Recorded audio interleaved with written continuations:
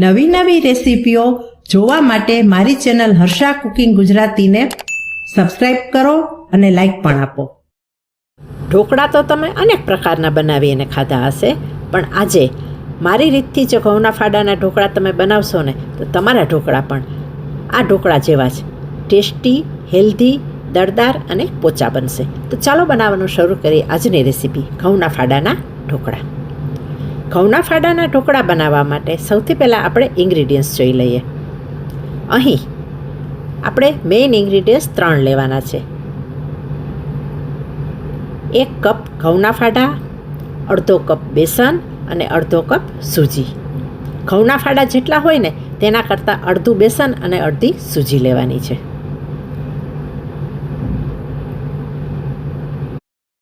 બેસન અને સૂજીને આપણે સાઈડ કરી દઈએ અને હવે લઈશું આપણે એક બાઉલ, અને આ બાઉલની અંદર આપણે ઘઉંના ફાડા ઉમેરી અને ઘઉંના ફાડાને સૌથી પહેલાં વોશ કરી લઈએ. 3 વખત પાણીથી વોશ કરી લેવાના છે. ઘઉંના ફાડાને વોશ કરી લીધા પછી હવે આપણે આ ફાડાને દહીંની અંદર પલાળવાના છે. જેટલા આપણે ઘઉંના ફાડા લીધા છે તેટલું જ ખાટું દહીં લેવાનું છે. 1 કપ ઘઉંના ફાડા સામે 1 કપ ખાટું દહીં, અને હવે મિક્સ કરી અને હવે આપણે તેને પલાળવા રાખી દઈએ. આ મિશ્રણને આપણે 20 મિનિટ માટે પલાળવા રાખી દેવાનું છે. આ રીતે કરવાથી આ ફાડા છે ને તે સરસ રીતે ફૂલી જશે.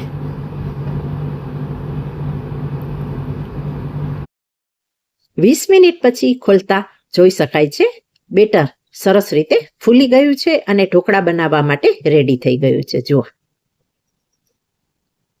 મિક્સ કરી લઈએ અને હવે લઈએ આપણે મિક્સર જાર, અને આ મિક્સર જારમાં આપણે ઢોકળા માટેનું બેટર તૈયાર કરી લઈએ. આપણે એડ કરી દઈશું 2 ટેબલસ્પૂન ફ્રોઝન લીલા વટાણા. આ ઢોકળા આપણે શાકભાજીથી ભરપૂર બનાવવાના છીએ. 2 ટેબલસ્પૂન અહીં મેં મરચાં લીધા છે. આદુના ટુકડા 1 ટેબલસ્પૂન લીધું છે. તેની અંદર હવે આપણે આ અડધો કપ સૂજી ઉમેરી દઈએ અને અડધો કપ બેસન ઉમેરી દઈએ. ત્યાર પછી આપણે જે દહીંવાળું ઘઉંના ફાડાનું મિશ્રણ તૈયાર કરેલું છે તેને પણ એડ કરી દઈએ.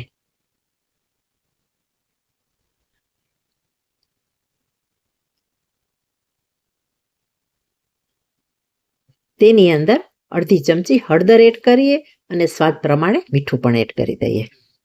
અને હવે આપણે સરસ એવું સ્મૂથ પીસી લઈએ.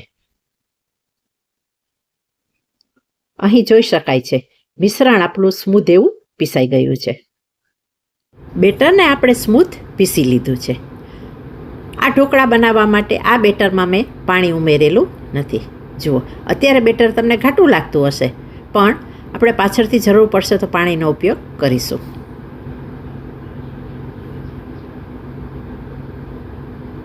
હવે લઈશું આપણે એક બાઉલ, અને બાઉલની અંદર આપણે આ મિશ્રણને એડ કરી દઈએ.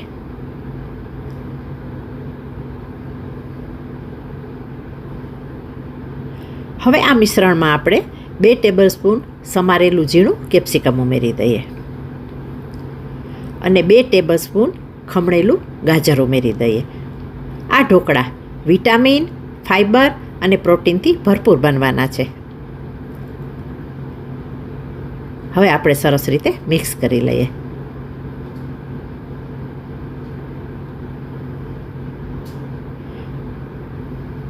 અહીં મને થોડું પાણી એડ કરવાની જરૂર લાગી છે, એટલે હું થોડું પાણી ઉમેરું છું અને મિક્સ કરું છું. વિડીયો જોયા પછી જો વિડીયો સારો લાગે ને તો વિડીયોને શેર કરજો, લાઈક કરજો, કોમેન્ટ કરજો, અને જો તમે ચેનલ પર પહેલીવાર આવ્યા છો તો ચેનલને સબસ્ક્રાઈબ કરી દેજો. આ બેટર આપણે પોરિંગ કન્સિસ્ટન્સીવાળું બનાવવાનું છે.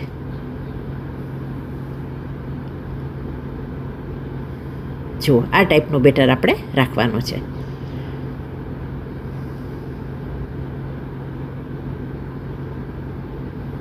હવે આ બેટરમાં આપણે 1 પાઉચ ઈનો એડ કરી દઈએ અને ઈનોને એક્ટિવેટ કરવા માટે થોડું પાણી ઉમેરી અને એક જ ડાયરેક્શનમાં આપણે મિક્સ કરી લઈએ. આ રીતે એક જ ડાયરેક્શનમાં સરસ ફેટી લેવાનું છે. અને હવે આપણે કોઈ પણ જાતની રાહ જોવાની નથી. એક આપણે તેલથી ગ્રીસ કરેલી પ્લેટ કે થાળી લઈ લેવાની છે અને તેની અંદર આ બેટર આપણે એડ કરી દેવાનું છે. ઢોકળાને પ્લેટમાં લઈ લીધા પછી ઢોકળાનો લુક સરસ આવે તેના માટે આપણે તેની ઉપર લાલ મરચાંની ભૂકી સ્પ્રિંકલ કરી દઈએ અને ઉપરથી થોડા સફેદ તલ પણ સ્પ્રિંકલ કરી દઈએ.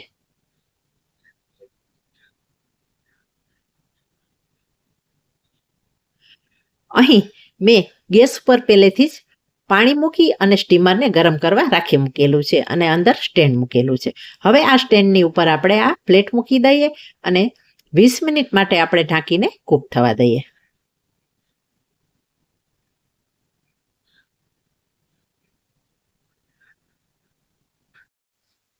વીસ મિનિટ પછી આપણે ખોલી લઈએ અને ચેક કરીએ ઢોકળા પ્રિપેર થયા છે કે નહીં. જુઓ, ગેસની મીડિયમ ફ્લેમ પર 20 મિનિટ રાખ્યા પછી ઢોકળા ચેક કરતા તૈયાર થઈ ગયા. ઢોકળા ઠંડા થઈ રહ્યા છે ત્યાં સુધી આપણે વઘાર કરી લઈએ. તેના માટે મેં તડકા પેનમાં 1 ટેબલ સ્પૂન તેલ મૂકેલું છે. હવે તેની અંદર આપણે રાઈ એડ કરી દઈએ. 1 ટીસ્પૂન, અડધી ટીસ્પૂન હિંગ ઉમેરી દઈએ. લીલા મરચાંના ટુકડા,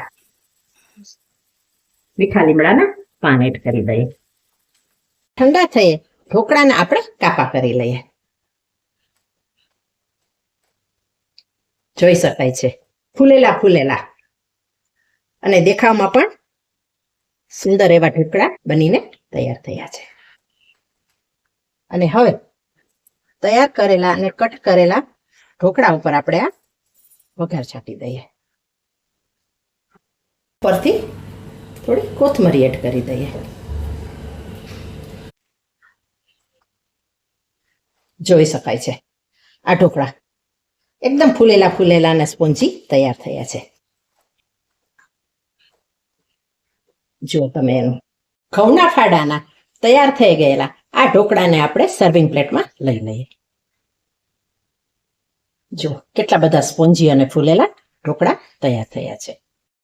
પ્લેટિંગ કર્યા પછી કોથમરીથી ફરીથી ગાર્નિશ કરી દેશું. હવે મળીશું બીજી જ નવી રેસીપી સાથે.